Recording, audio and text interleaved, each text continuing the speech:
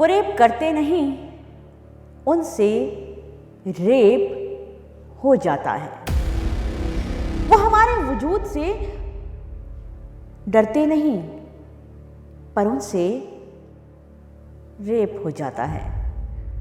वो हमारे उठने से गिरते नहीं, बस उनसे रेप हो जाता है। वो हमारे फैलने से सिकुड़ते नहीं, बस उनसे रेप हो जाता है। वो हमारे जालों में फंसते नहीं, बस उनसे रेप हो जाता है। वो हमारी आग से भड़कते नहीं, बस उनसे रेप हो जाता है। वो हमारी नाव से बिफरते नहीं, बस उनसे रेप हो जाता है। वो हमारे अहम से फूंकते नहीं, बस उनसे रेप हो जाता है। वो हमारे परवाज़ से सनकते नहीं, उनसे बस रेप हो जाता है। वो हमारी दानिशमंदी से, औरतें दानिशमंद होती हैं क्या? वो हमारी दानिशमंदी से ठिठकते नहीं, उनसे बस रेप हो जाता है। वो हमारे हुनर से तुनकते नहीं, पर बस उनसे रेप हो जाता है। क्योंकि वो मर्द हैं, इसलिए उनसे बात बेबात, हर बात, कभी भी, कहीं भी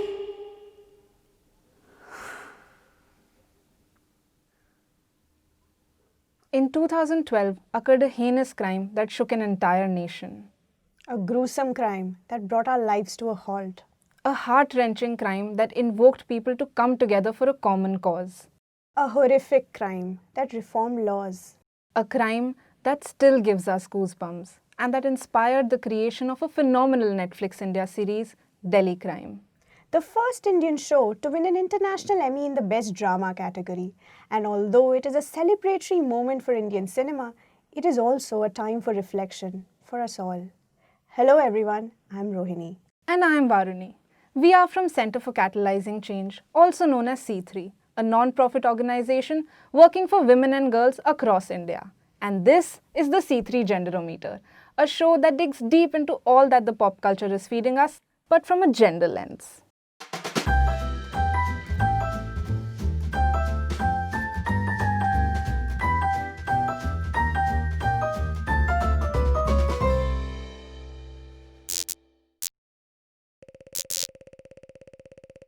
While the 2012 crime, popularly known as the Nirbhaya case, led to many films and documentaries showing different perspectives of the lives involved, Delhi Crime is a story from the point of view of the Delhi police and centered around their investigation, helmed by then top cop Chaya Sharma, a role retold through the character of DCP Vartika Chaturvedi and played convincingly by Shefali Shah.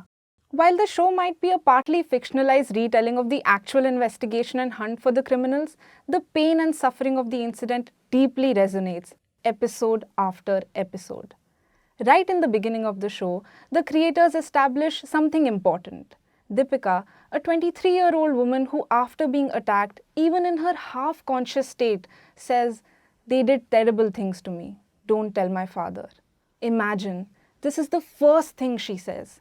And this got us thinking, what would possibly make a woman who has just been brutally assaulted and left to die so concerned about her father not knowing of the things done to her? Stigma and embarrassment, and the perception that women will not be believed or that the criminal justice system is ineffective are the main reasons why sexual assault is less likely to be reported, as revealed by a 2005 study by Pennsylvania State University. Imagine, in a country where a rape is reported every 15 minutes, while as high as 99.1% of sexual violence cases go unreported, how massive the actual number of incidents must be. And even when rapes are reported, their resolution is painfully delayed. NCRB data further states that 29% of all rape cases at the end of 2017 were unresolved by police forces across the country. The court backlog was even worse. Nearly 88% of all rape cases in Indian courts were pending resolution in 2017.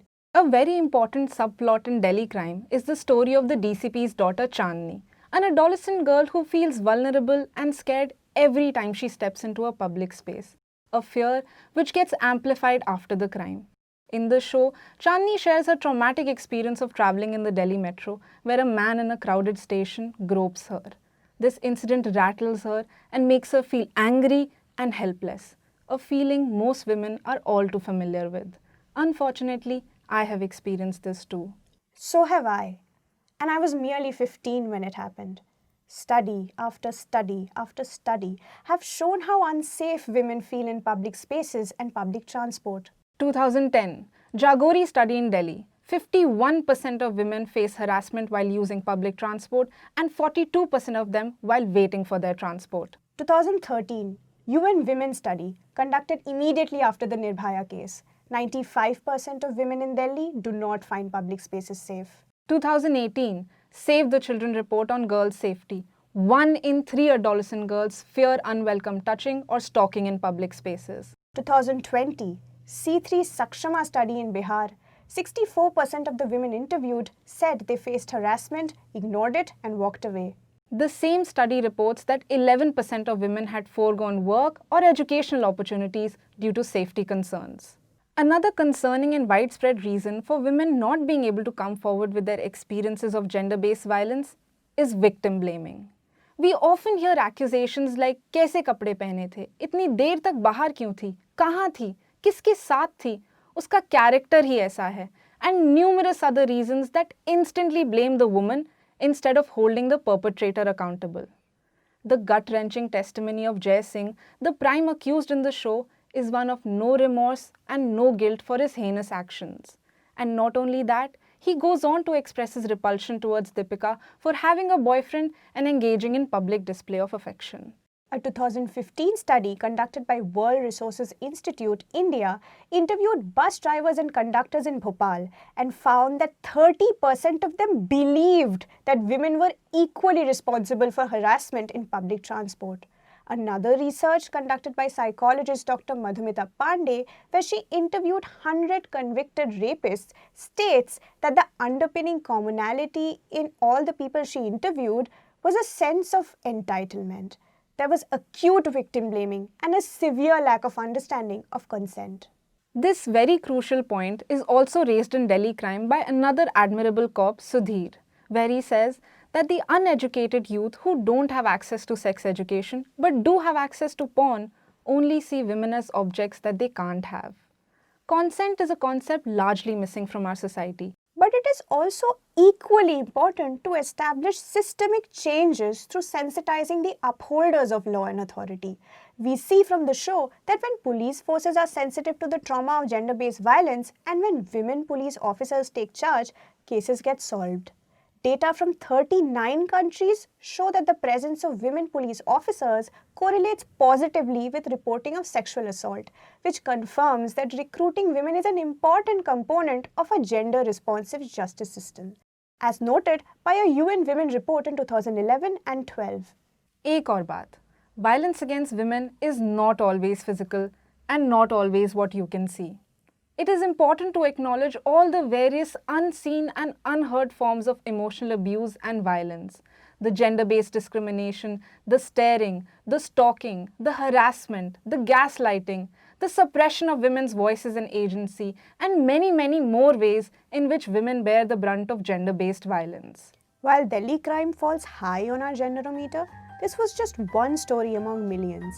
Other films and shows that have highlighted stories of women in the police force and of violence against women, such as Unbelievable and Sony, are a recommended watch too.